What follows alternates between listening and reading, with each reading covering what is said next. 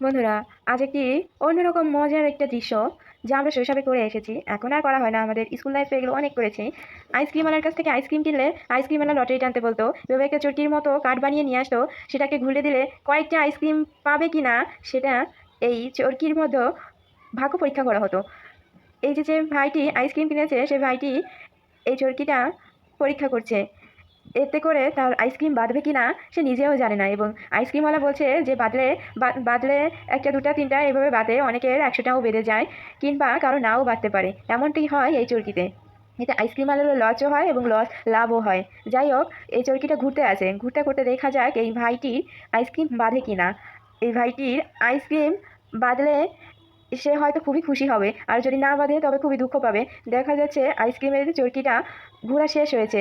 সে ice cream পেয়েছে মাত্র একটি, তার পাশেরটি ছিল দুটি, কিন্তু সে তার আগেরটিতেই থেমে গিয়েছিল। যাই হোক, তার ভাগ্যে একটি আইসক্রিম বেঁধেছে। যাই হোক।